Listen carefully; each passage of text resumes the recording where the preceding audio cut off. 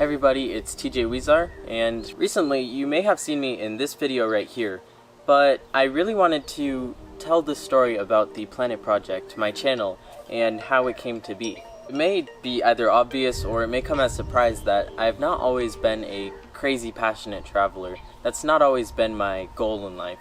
In fact, I've had a lot of other passions before settling on travel. Now, in order to understand how the Planet Project came to be, we have to go back about 10 years ago to my childhood in order to understand what passions led me to where I am today.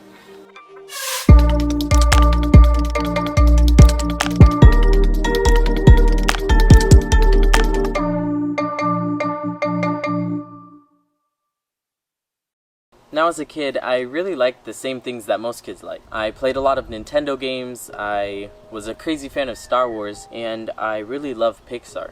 But two of these loves, Nintendo and Pixar, started out as just crazy obsessions and eventually evolved into something new. I'm gonna start with Nintendo because this might be the first thing I ever started loving as a kid. When my parents bought me a DS, I would play the games all the time. And a few years ago, I think it was about 4 years ago, I was really interested in the actual history of the Nintendo company. And I started looking into it and I realized that they're from Japan. And I was like, huh, that's interesting. I never actually really thought of the world actually until that point. And I found the fact that they were from Japan quite interesting, so I started to play the games in the Japanese dubbed versions. So I had the text in Japanese, and I thought that was the coolest thing, seeing the hiragana and the little kanji characters in the text bubbles. 今までのテレビゲームでは体験できなかった新しい面白さ、楽しさに驚いた. And eventually I started to take interest into Japanese. This was about 3 to 4 years ago. But what came out of my love for Nintendo games was not only just a passion for, Super Mario and all that, but it actually led into something bigger, and that was my love for language. Because while I was learning Japanese, my choir announced that we were going to China that summer, so I started looking into Chinese too. As far as language learning goes, it was history from there. Now the second thing I want to talk about is Pixar. Now Pixar played quite a big role in my life. For about 3 years I was obsessed with Pixar. I might have even been their biggest fan at one point.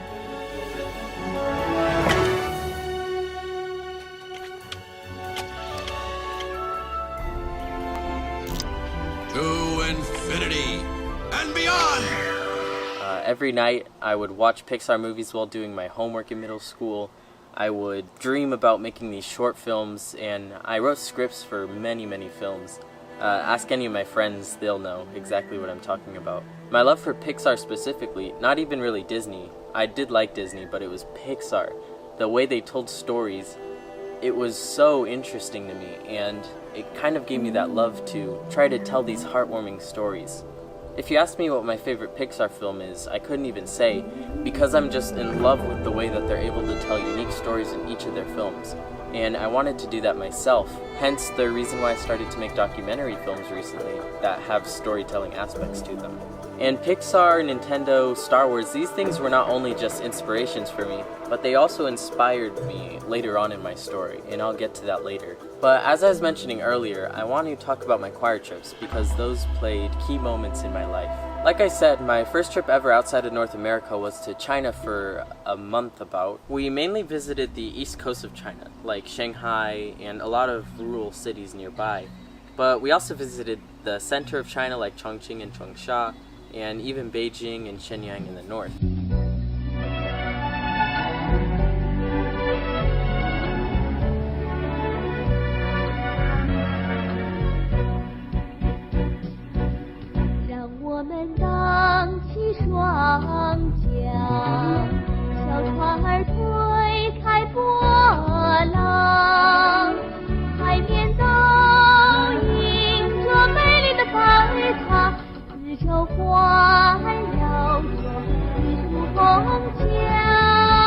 Now, what I got out of that trip was not only a love for travel, which is very defining for me nowadays, but also a love for people, and I'll tell you exactly why.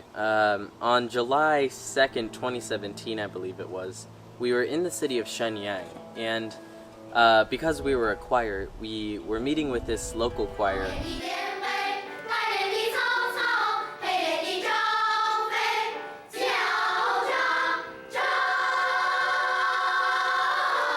and I knew close to nothing about Chinese culture. I only knew the basics of the language, but thank goodness I did, because when we met this choir, I was really the only one in my choir that could speak to them, and because of that, the kids all circled around me, and they were so interested in how we lived, because I was really the only gateway to their communication. And because of that, like 17 of them gave me gifts. It was crazy. But there was one girl in particular, her name was Lucy, and even though we were together for 2 days or so, it was like we were best friends for life. We were next to each other the whole time, we were always laughing, and even though there was a slight language barrier between us, because I only knew basic Chinese, she only knew basic English, that was the first time I ever interacted with someone outside of my culture. And it hit me like a boulder that this world is bigger than just you and me, that there are more people in this world that you could ever imagine, and so many stories to be told.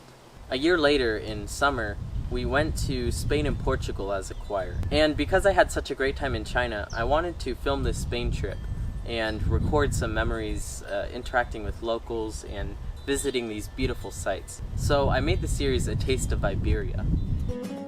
Come along with me to have a taste of Iberia.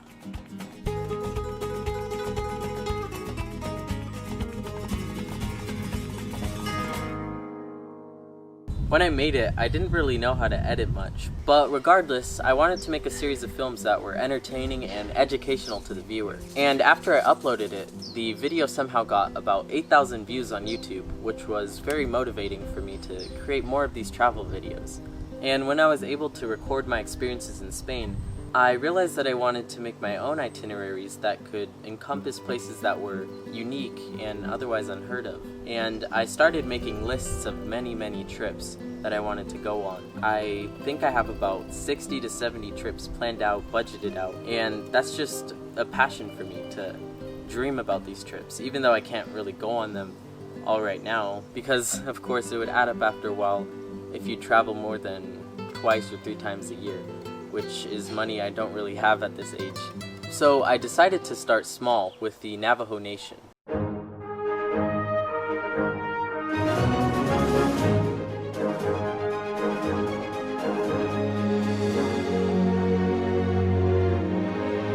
On my birthday weekend about 2 years ago, I asked my dad if I could go on a 2.5-day road trip to the Navajo Nation, which is an area around Arizona where I live, New Mexico, Utah, and kind of in Colorado, but not really. What I wanted to do was make a documentary about the history and the culture of the Navajo Nation, so I started making this script for my trip.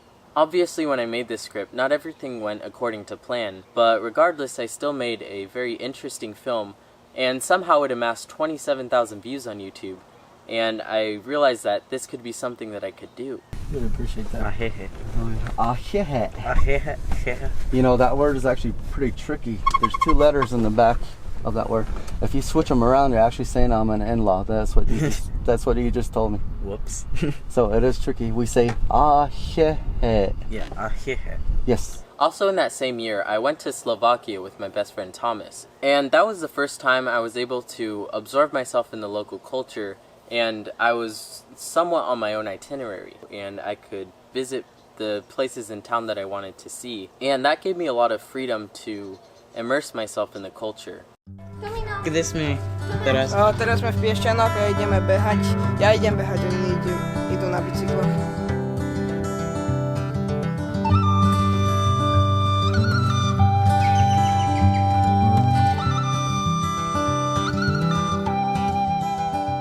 We even got to do a few 30-mile bike rides to these random villages and up to this mountain called Kostelec Ducove near Piešťany, where Thomas lived. Alright, Kostelec, I'll see you in a couple of years. It'll be a while. You are a great place to bike to. You are definitely the prettiest place I've been to in Slovakia. I've been to. And Central European culture was something so unique to me, and something that was very intangible because, and until then, I actually never stayed in somebody's home where English wasn't spoken and I was forced to practice the native language. And it was that aspect of the trip that influenced me to want to interact more with locals, only reinforcing my ideas from Spain and Portugal and China. Now after that, I sort of was going on this role of learning about different cultures, learning about the different countries in our world, and learning about different languages. The Champagne region is known for, of course, champagne. I am here right now at one of the bottling centers, if you will, and it's just outstanding. I studied every single country, and even right now I can name every capital, the population of countries, their flags, everything, just because of how much time I spent on Google Earth, on Wikipedia, and for a couple of years I've just been so motivated to learn different things about our planet, and I also wanted to learn as many languages as I possibly could. What I found was, by linking it to something that I already loved, it allowed me to feel more connected to the language in a sense.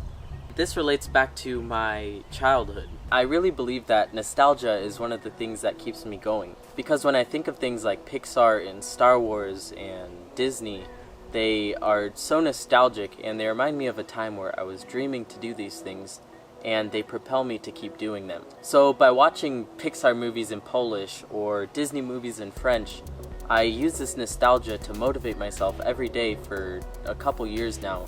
And it was amazing because I never realized how influential the things of our childhood were until I used them to not only motivate myself, but also to stay on track with my dreams, because oftentimes you may get derailed from a dream or demotivated, but with that nostalgia, with that childlike passion, you're able to always see the end, and that goal for me is just to travel. Every time we see like pollution or something interesting, there's always a train that goes by where there's like plants that covered up. Over the course of the past 3 years, I've realized that I had 3 distinct passions, and essentially 3 separate personalities. One with a passion to travel, one with a love for language learning, and the last one, which might be the most powerful, was the love for storytelling. And what I wanted to do in high school was to combine these powerful passions into one project where I could share elements from language, from travel, from storytelling, and income indigenous.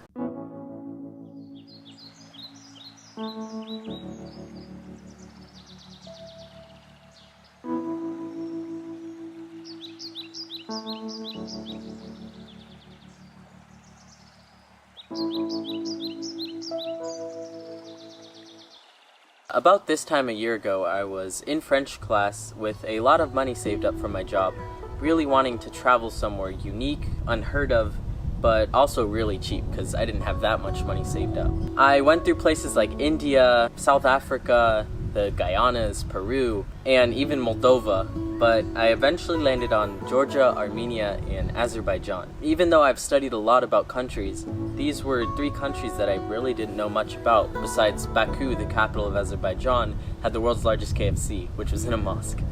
After doing research, I realized that this was a really cool region, and it also had a lot of small villages with their own languages. And I thought to myself, hey, maybe I could do a documentary where I look for languages while telling stories about their past and while traveling. A surge of emotions came over me because I realized that this was a series where all of my passions came into one. I actually wrote a 50-page research paper about Armenia and the languages spoken there, and I studied more about how to travel cheaply and how to maximize my budget, mostly by sleeping in trains, staying in guest houses, eating local, and flying budget airlines. But what I've actually found is that that helps me interact with the locals. But I invited my friend Ben to make this documentary with me because he was particularly fond of filming, editing, and in general the whole process. And with our money saved up from our job, we went to these countries and filmed a documentary. Released it on January 3rd this year. Я понимаю. Это разная культура. И ваша культура О, видишь, Америка говорят свободно. Там нет, там не свободно. Целый день в школе стреляют дети. Что за... Это нехорошо, правда? What I realized is that going forward, this is what I wanted to do. I have many plans to make these documentaries in the future, travel to these unique destinations in our world, and look for languages. After almost 10 years of my life, this is where my story begins. all of that was only a precursor to something far greater than I could ever imagine. My crazy love for Pixar and dreaming to meet people like Pete Docter, my adoration for the Star Wars series, and even some other passions I didn't mention like computer animation, creating computers, and even stabbing at practical holography. But as I said, the story begins here. This is chapter 1, and I have some insane plans for the Planet Project that I can't wait to share with you guys. And if you're interested in supporting the Planet Project in any way, if you're curious about our travels, make sure to subscribe, and feel free to ask me any questions about my past, my present, or the future, because I am very excited that so many of you guys are interested in what I'm trying to do. And I am very excited for what's yet to come with this Planet Project. Cheers!